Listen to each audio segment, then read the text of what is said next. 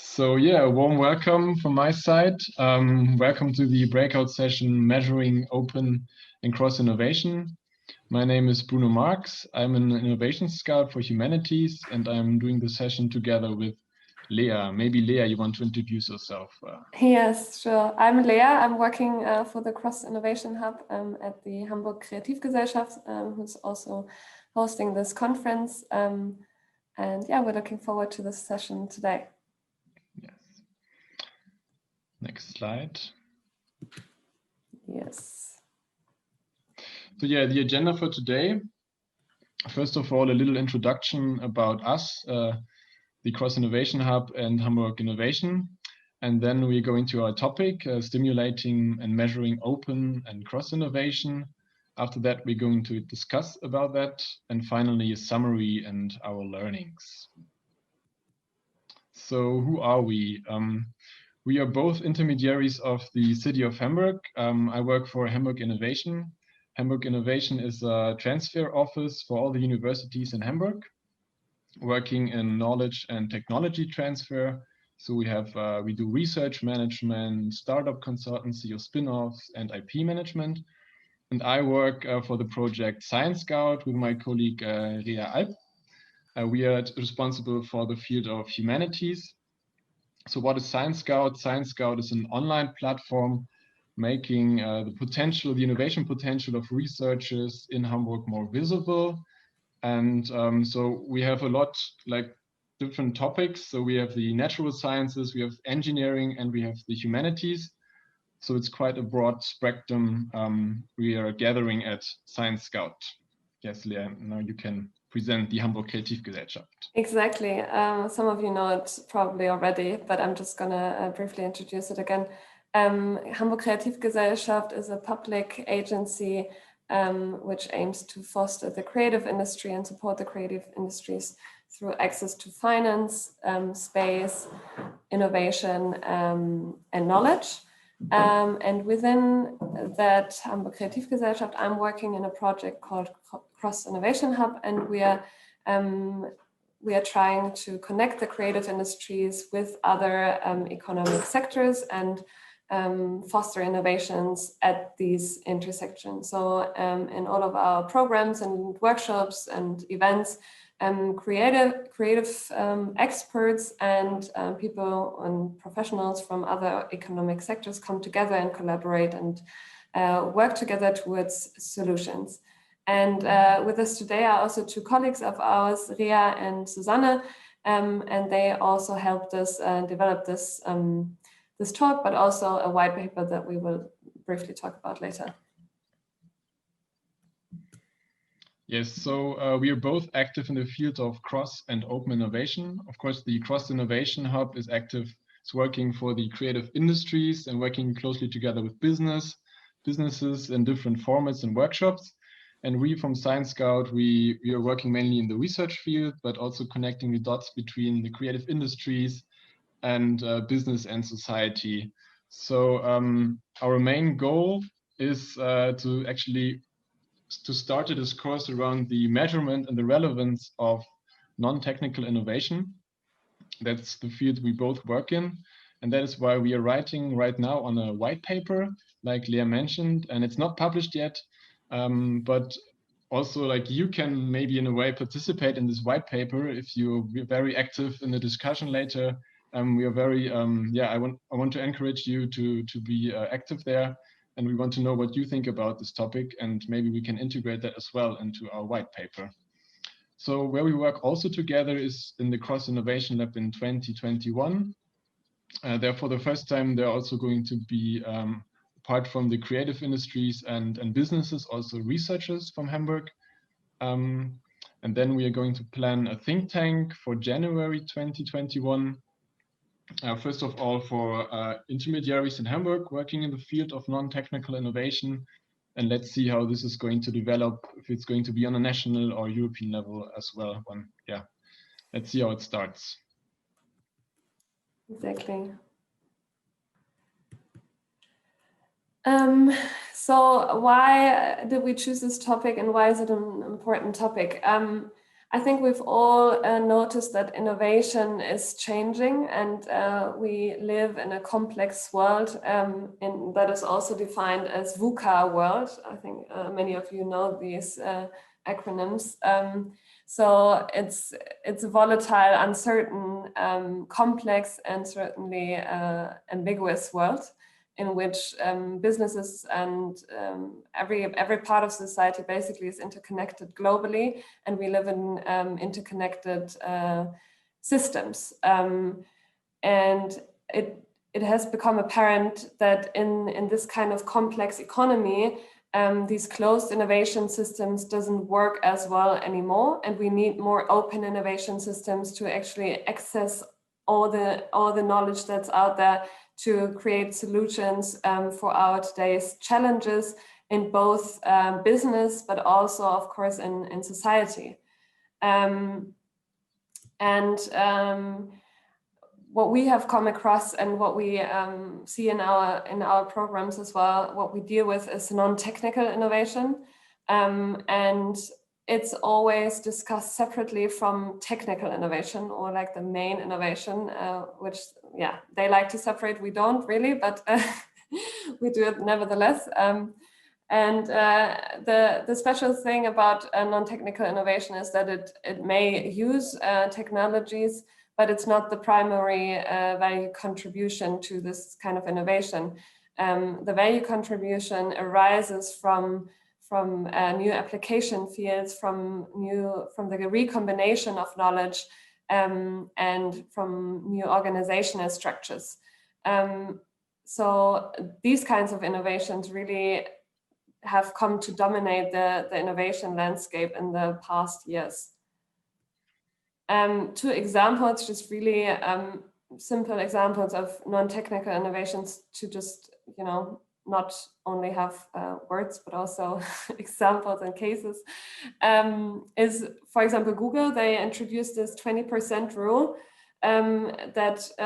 which means that the employees can dedicate 20% of their time to projects which they just like to do in their free time, paid, obviously. And the result of that was that 50% of Google's product resulted from this 20% rule, from this organizational change and innovation. And an example of that is Gmail. So it's, yeah. And then another non-technical innovation is a collaboration between two very different companies. So one, a shoe manufacturer, Adidas, or sportswear, and then a public transport company from Berlin called BVG. And they used the pattern of the seats of the public transport trains on the shoe and integrated a yearly ticket into the shoelace. And that was certainly a new application field for both of the companies. So what we see is actually the measurement frameworks haven't caught up with this non-technical innovations, and often the funding logic is rooted in a technical understanding of innovation. So that means there are linear effects models. It's often results focused, and it's not so much process focused. And you try to be quantitative for in a linear effects model, but innovation process or cross innovation and open innovation processes are often in a qualitative way measured. So that's not happening. Exactly, and for us, that also means that the metrics that are out there today aren't really suitable for our cross and open innovation processes, especially because in cross and open innovation processes, there are multiple stakeholders involved, and that makes it really complex to track results, and processes are just very complex. That doesn't match the linear results model that is proposed in traditional metrics.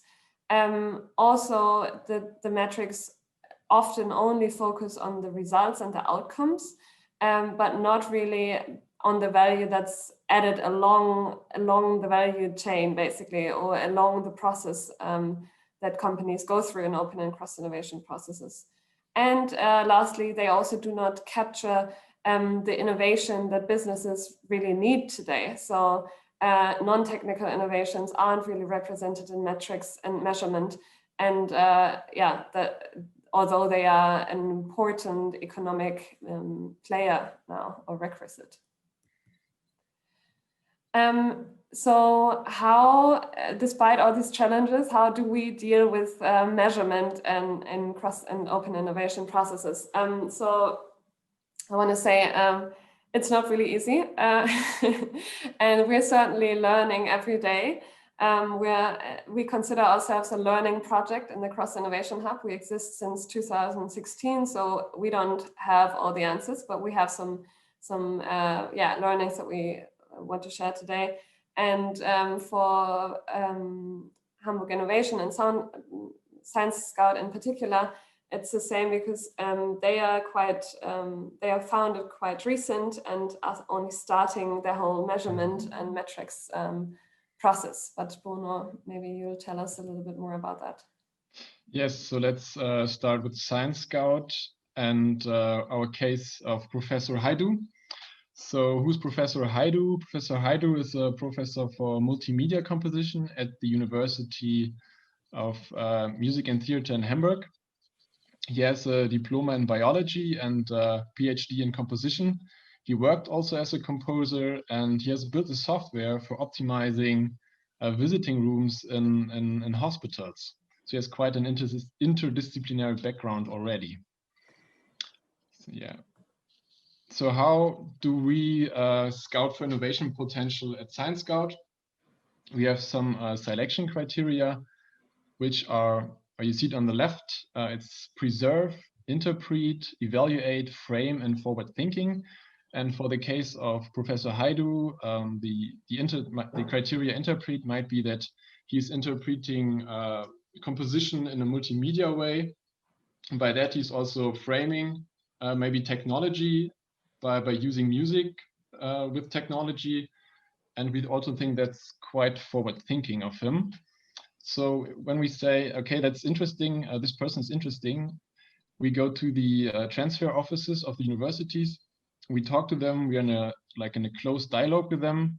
And if they say, yes, go for it as well, then we have the interview where we identify the innovation potentials. It's quite a structured process. So we are talking about future prospects, recent research cooperations, and publications. And after the interview, we process and transfer all this knowledge we've gathered in the interview, and we put that into a profile, an expert profile, like an online profile.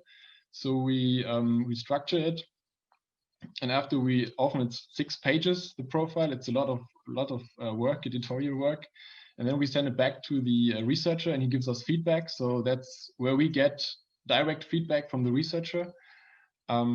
It's often not very structured, but it's feedback, and it's very valuable for us.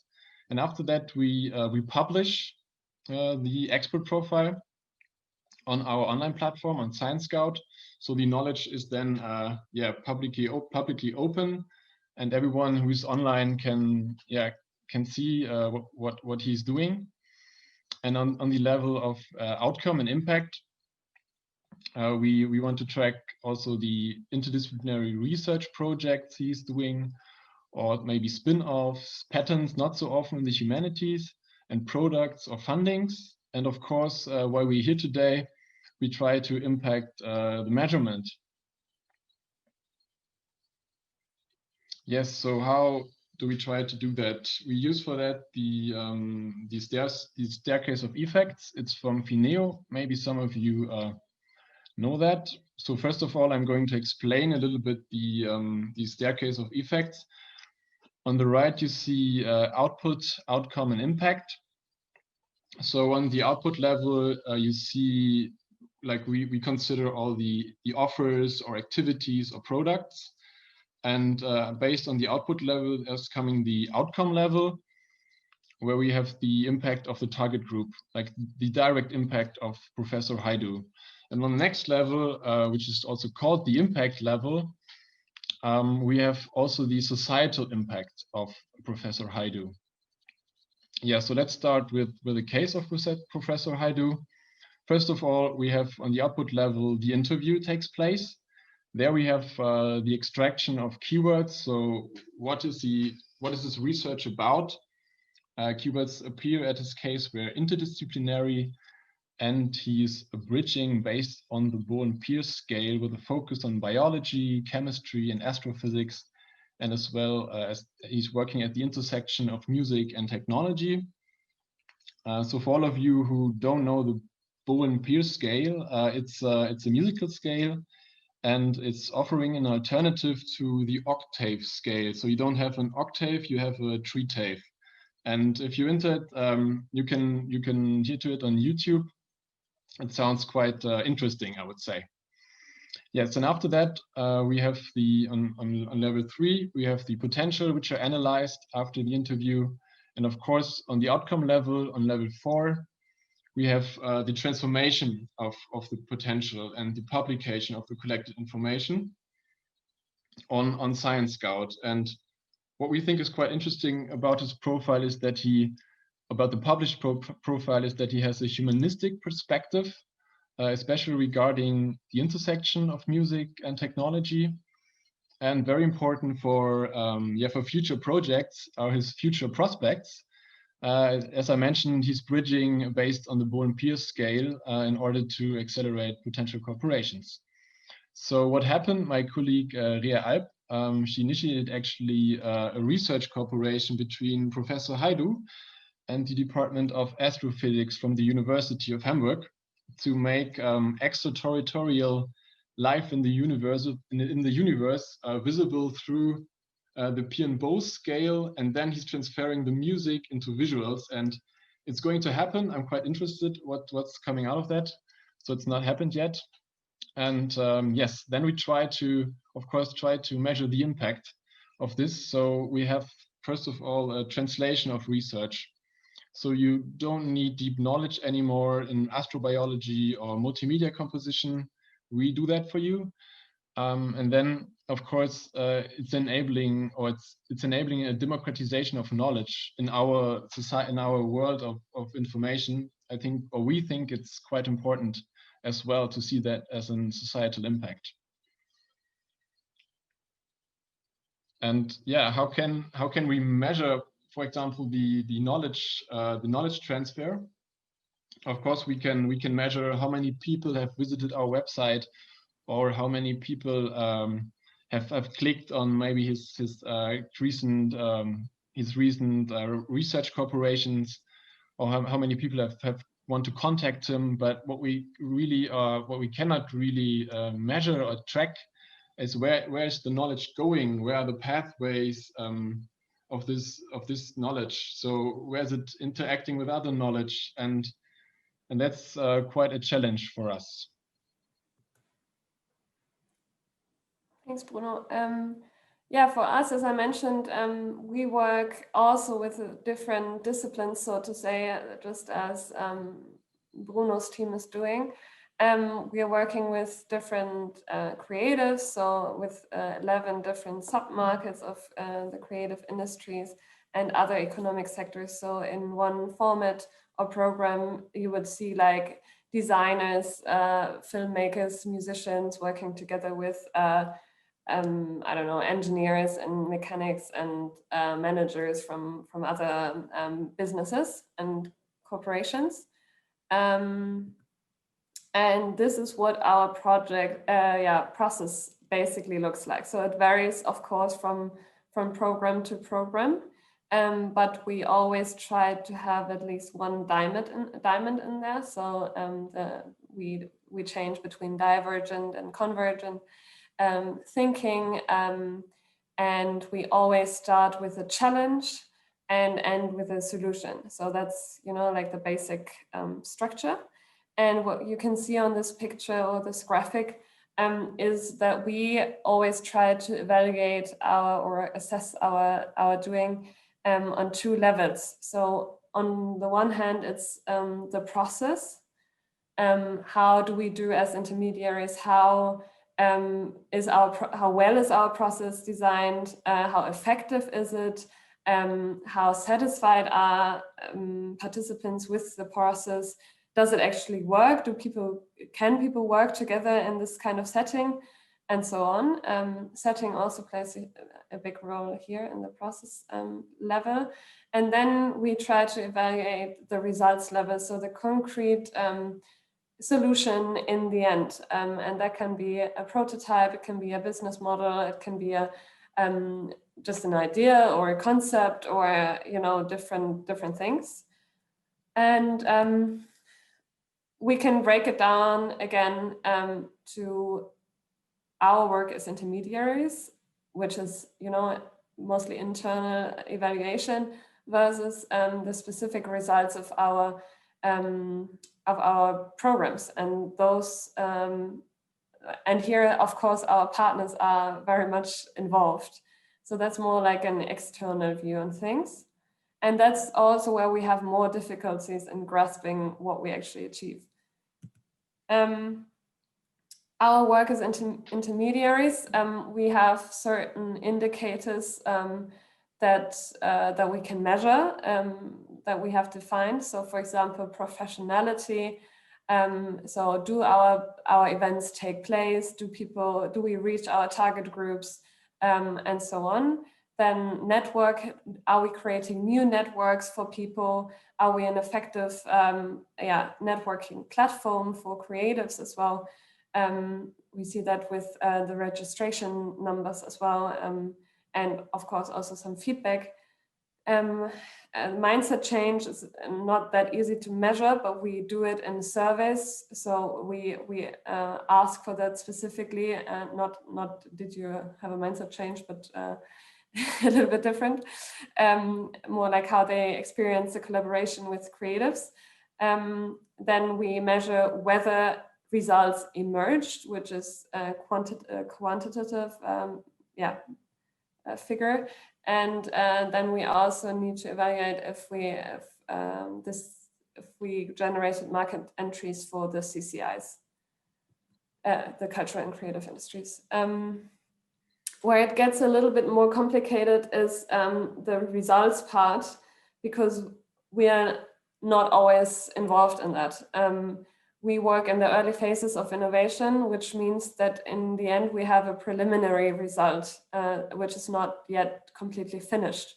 So what we miss is in our measurement the long-term effects.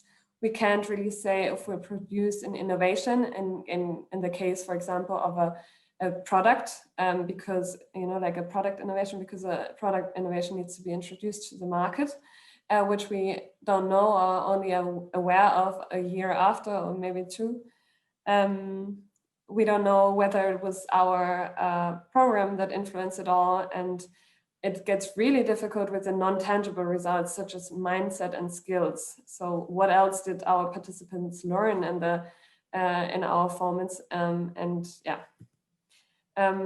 So one example that I brought today is a German embedded systems manufacturer, Garz and Fricke, and they, together with creatives during a cross-innovation lab, developed this donatifier. It's a donations platform, so to say, mobile donations platform. And the challenge in the beginning actually was, how can we create a collaboration culture across divisions? So this donatifier is a symbol of what can happen when all the business divisions work together. And that's also what is really essential in this case. So the whole organizational transformation that took place, and the process that was started company-wide and internally afterwards. We also use the staircase of effects in the cross-innovation hub. Bruno explained it earlier, and we use it particularly for, like on a meta level for us as an intermediary, how on the process level, so to say. So impact for us would be, are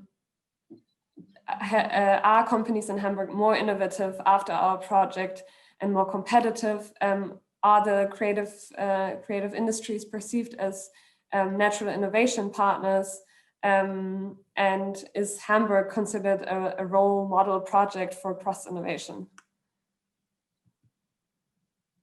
Yes, so what are the key takeaways?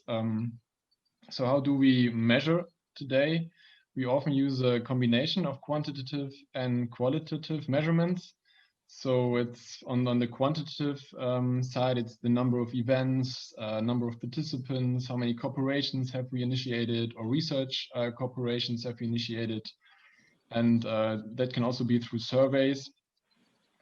And also we use, of course, qualitative measurements. So on ScienceScout is directly during the interviews. It's happening there one-on-one. And also it can be used with surveys for the Cross-Innovation Hub. And what we also can take away is that we as intermediaries are often active on the process level, as Lea mentioned before, and the results level. There might be some prototypes or also some prototypes in research, but we often are not involved in the process of going to the market. So we have to, even if there's happening something 1 year after the Cross-Innovation Hub, then you have to go after that and you have to check all the time what is happening with the results from the hub or out of a profile from ScienceScout. Yeah, so that leads us to our biggest challenges in measurement, and the list is long. So one of the first is definitely that a lot of that we're confronted with this internal versus external view. So we always have to measure ourselves, our own doing versus what comes out of it. So this intermediary versus business view. Then for us, sometimes it's easier to use qualitative measurements, but we're also aware of the fact that quantitative measurements make it much easier to compare results. We also miss some indicators that are valuable for intermediaries and make intermediaries comparable. And then what I also mentioned earlier is this early phase of innovation that we find ourselves in. We basically don't have the opportunities to track all the developments and consequently innovation. And yeah, in general, this understanding of innovation. So that a lot of funding logics are still rooted in the traditional understanding of innovation and technical understanding of innovation, and require that also from intermediaries. Yes, so what should change from our perspective? We have some suggestions. We have 3 categories there. So first of all, we want new terms. We need new terms. Then we have to differentiate between the types of innovation processes. And of course, we need new indicators for that. So I want to highlight the impact versus innovation bubble. Today, often measuring innovation comes from technology or technical innovation, and it's restricted often only in a quantifiable performance. And what we have in open or cross-innovation process is often a qualitative result. It's a social value we create, and we want to try to measure also the impact. And the impact is of great relevance for us. And so we say we want to assess the impact. And therefore, we also must work with uncertainty of surveys and of subjectivity of these surveys. And the category of types of innovation processes, I want to highlight the phases. So when we see, I mean, it's often it's not directly like this, but when we say it, you have the conventional innovation process, which is often you have a clear starting point, you have a linear process, and you have a clear ending point, like a result.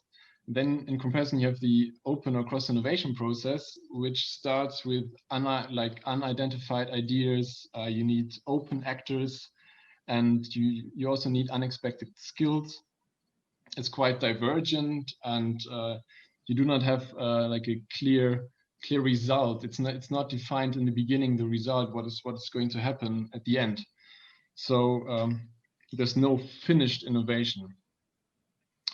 So we say, yeah, we have to differentiate between those two phases. And of course, which is quite interesting for us as intermediaries, is the differentiation between businesses and intermediaries in this context. So businesses, they have often like own R&D processes or take part in a cross-innovation lab, and after that they're going with their innovation potential or their prototype to the market. And we as intermediaries often facilitate innovation or initiate it, and we are active in the early phase, but we do not have a finished innovation. We do not have this going to the market step, which is quite important to call it really an innovation. So we have this this early phase process. And what we do, of course, is the matchmaking. You see it also in the cross-innovation lab. That's a lot of work for intermediaries. Yeah, Lea, what do you want to add? Yeah, we obviously also thought of some indicators that we would like to see in the future and that we miss right now. So as I mentioned, for us, it's really difficult to measure these intangible results such as skills and mindset. And although those are really essential outcomes of our program, so participants often experience a mindset change, which they also bring into their company and bring back to others, which then can lead to different types of innovations and an innovation culture within the company. So we are looking for skill development such as risk taking, iterative cycles, testing, and mindsets such as like a curious business mind, and an openness to results, which is really important in a business perspective as well. And then what's also important to us is the introduction of responsible metrics. So especially in this age where sustainability has become so important, we are looking for indicators that also assess the impact of our doing in a social and an environmental sense, really look at that side of the coin as well and counter this blind progress automation, which really thinks that every innovation is good, basically, in numbers. We're looking for a more meaningful and mindful approach to measurement in that way.